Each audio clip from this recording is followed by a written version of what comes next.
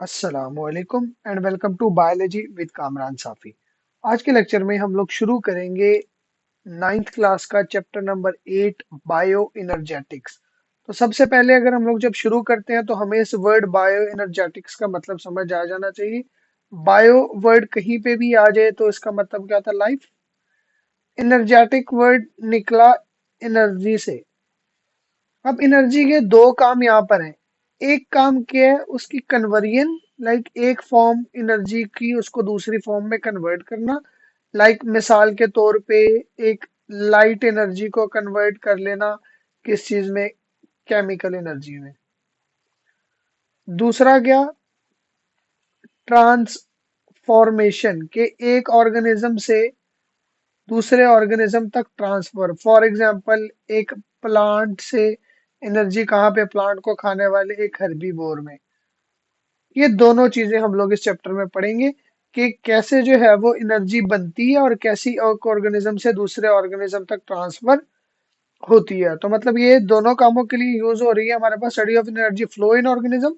एक ऑर्गेनिज्म से दूसरे कन्वर्जन जो है वो हमारे पास कैसे होती है। अब फिर हम इस एनर्जी को बना के इसको स्टोर कैसे करते हैं और फिर इसको यूज कैसे किया जाता है। अब सबसे पहले सोर्सेज ऑफ एनर्जी देखो। एक प्लांट है, तो ये प्लांट क्या करता है? ये फोटोसिंथेसिस करता है। अब बेटे जब ये फोटोसिंथेसिस करेगा तो इस फोटोसिंथेसिस में बेसिकली बेसिकली कर क्या रहा होता है? लाइट एनर्जी को, सूरज की रोशनी लाइट एनर्जी है ना, इसके अंदर से एनर्जी निकाल के इस एनर्जी को कन्वर्ट करेगा। किस चीज में कन्वर्ट करेगा? Into chemical energy. और आपको पता है कि वो क्या बनती है? ग्लूकोज बनती है। वो ग्लूकोज एक शुगर है जो क्या है, उसके अंदर उसके बॉन्ड्स के अंदर एनर्जी स्टोर्ड होती है। और स्टोर्ड एनर्जी क्या होती है? केमिकल एनर्जी होती है। एनिमल्स के पास एनर्जी कहाँ से आती है?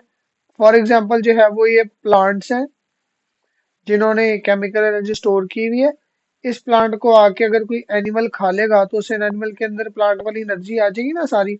तो मतलब एक ऑर्गेनिज्म से दूसरे ऑर्गेनिज्म में एनर्जी ट्रांसफर हुई, यहाँ पे एक फॉर्म से दूसरे फॉर्म में कन्वर्ट हुई।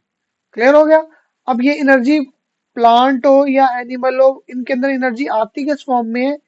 एटीपी की फॉर्म में आती है। किस फॉर्म में आती है? एटीपी की फॉर्म में आती है। अगर हमसे कोई पूछे कि भाई एटीपी क्या है, तो याद रख लो कि जिस्म में ना, जैसे, हाँ, अगर हमारे पास जो है वो एटीपी बेसिकली होते क्या है? एनर्जी पैकेट्स होते हैं। क्या होते हैं? एनर्जी पैकेट्स होते हैं। लाइक छोटी छोटी थैली है, इन थैलियों के अंदर क्या हुआ है? स्टोर हुई हुई है। क्या बेटे? एनर्जी स्टोर हुई हुई है। ये पेपर में नहीं लिख के आना, ये समझाने के लिए सिर्फ बता रहा हूँ कि छोटे छोटे पैकेट बनते हैं। लाइक ये जहाँ पे जितने भी जो है वो रिएक्शन हो रहे हैं, मतलब जो एनर्जी बन रही है, वो छोटे छोटे पैकेट्स हैं। और वो पैकेट्स बेसिकली क्या होते हैं? ए, टी एंड पी। अब अगर हम लोग समझे कि एटीपी है क्या चीज, that is the energy currency unit of the body और द सेल। जैसे हमारा मुल्क पाकिस्तान, इसकी करेंसी क्या है? रुपी। ऐसे इंडिया, इसकी करेंसी क्या है? इंडियन रुपी, लेकिन है रुपी। इसी तरीके से जो है वो यूएसए अमेरिका, उसकी करेंसी क्या है? डॉलर। सऊदीया की क्या है? रियाल। तो मतलब कहने का ये है कि हर मुल्क की अपनी करेंसी और वहां पर वही चलती है। तो इसी तरीके से हमारी बॉडी के अंदर जो एनर्जी बनती है ना, उस एनर्जी का बनना और उस एनर्जी को यूज होना, वहां पे यूज सिर्फ और सिर्फ एनर्जी के फॉर्म में होती है, in the form of ATP. A is for adenosine, T is for tri, and P is for phosphate. Adenosine triphosphate. अब एडिनोसिन ट्राइफॉस्फेट का अगर हम लोग जरा स्ट्रक्चर देखें ना, तो एडिनोसिन ट्राइफॉस्फेट में है क्या चीज? इसके बाद तीन चीजें होती हैं। एक इसके पास, अगर इसके स्ट्रक्चर की बात कर रहे हैं, तो एक इसके पास क्या होती है? Ribose sugar. राइबोज आपको पता है 5 कार्बन वाली शुगर है राइबोज। राइबोज के बाद क्या आ जाती है? एक बेस, जिसको हम लोग क्या कहते हैं? एडिनिन। और एडिनिन के बाद जो तीसरी चीज आ जाती है वो क्या आ जाती है, 3 फॉस्फेट। इन दोनों को मिलाकर हम लोग क्या कहते हैं, एडिनोसिन कहते हैं, और ये फिर क्या, ट्राई 3 फॉस्फेट, इसलिए इसको एटीपी कहते हैं। स्ट्रक्चर अगर इसका देखा जाए बेटे, तो है क्या चीज, सबसे पहले एक राइबोज शुगर है 5 कार्बन वाली। बायोमोलिक्यूल्स में डिटेल में इसका स्ट्रक्चर बता चुका हूँ आपको, तभी वो नहीं बता रहा मैं। इसके जो ये कार्बन नंबर 1 है ना, इस कार्बन नंबर 1 के ऊपर बेसिकली क्या लगी हुई होती है, एडिनोसिन लगी हुई होती है, जो क्या है, एक डबल रिंग जो है वो शुगर है।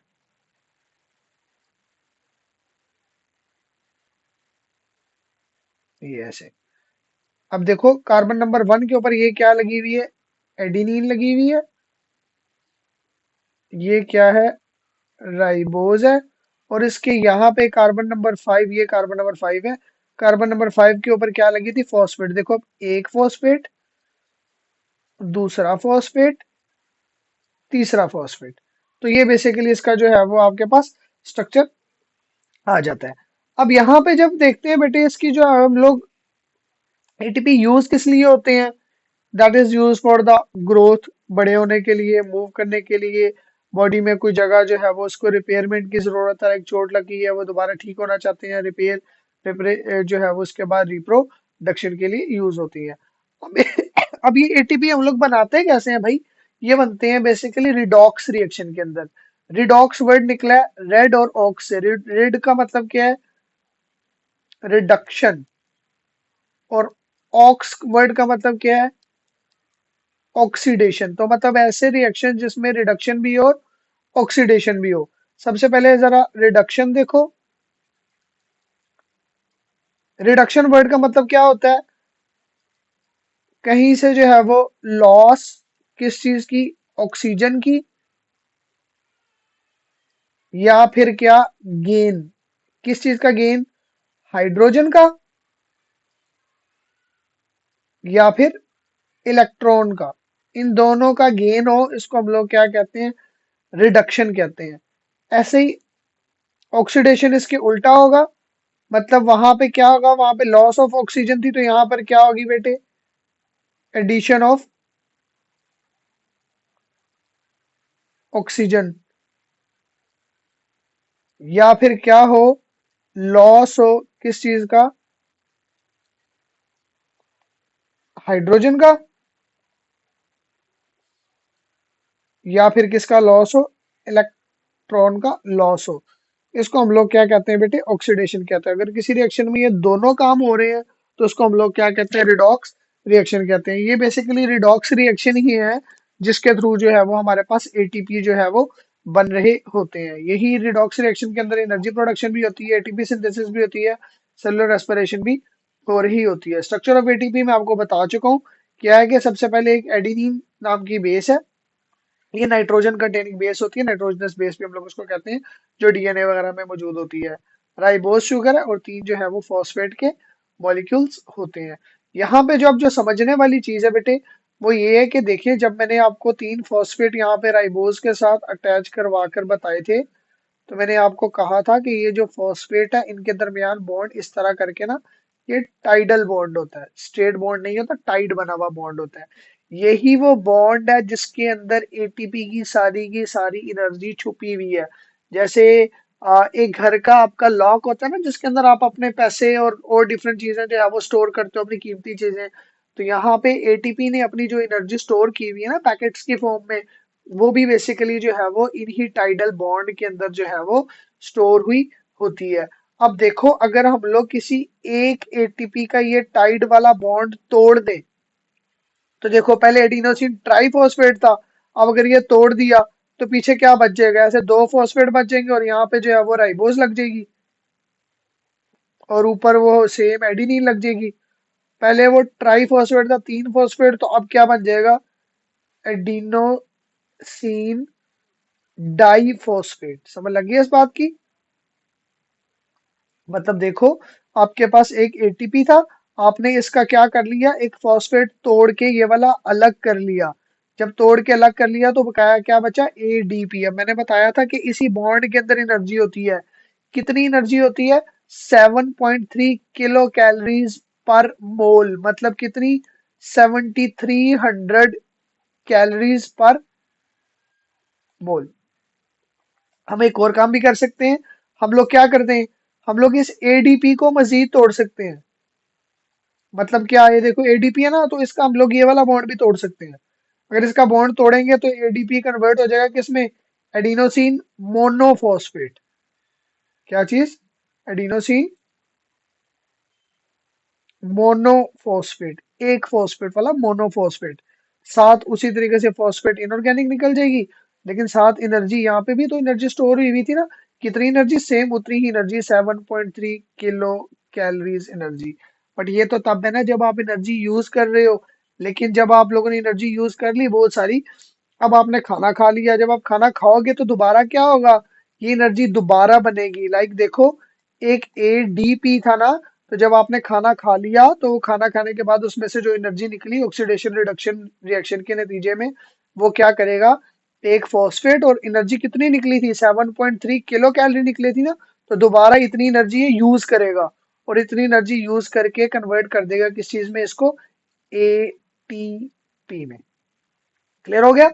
मतलब अब देखो, अब जो है ना वो ऐसे था ये, अगर ये डाइफॉस्फेट था मिसाल के तौर पे। चलो आपको मोनो से समझाता हूँ ताकि आपको समझ लग जाए।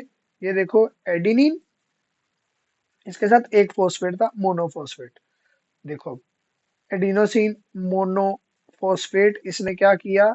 एक फॉस्फेट पकड़ा, 7.3 किलो कैलोरी एनर्जी पकड़ी, और कन्वर्ट हो गया एडिनोसिन डाइफॉस्फेट में। किसमें?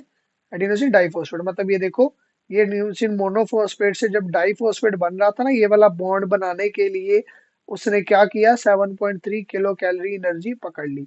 अब ये क्या है? एडिनोसिन डाइफॉस्फेट है। मतलब यहाँ तक ये मोनोफॉस्फेट था, यहाँ तक ये क्या हो गया?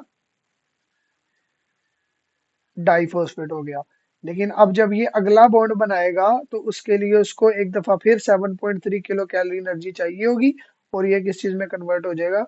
एडिनोसिन ट्राई फॉस्फेट के अंदर कन्वर्ट हो जाएगा। तो मैंने आपको जैसे बताया कि एक कंटिन्यूअस साइकिल है, जब आपको एनर्जी चाहिए हो तो आप एटीपी को कन्वर्ट कर लेते हो एडीपी में। लेकिन जब जो है ना वो आपने खाना खा लिया, जब आपने जो है वो जिस्म में एनर्जी आ गई, तो ये वापस कन्वर्ट हो जाता है। तो बेटे यहाँ पर आपका एटीपी वाला टॉपिक कंप्लीट होता है। उम्मीद करता हूँ आपको समझ आ गया होगा। ऐसे ही मजीद लेक्चर्स के लिए बायोलॉजी विद कामरान साफी को सब्सक्राइब कर लें, ताकि आपको आगे आने वाली वीडियोस भी मिल सके।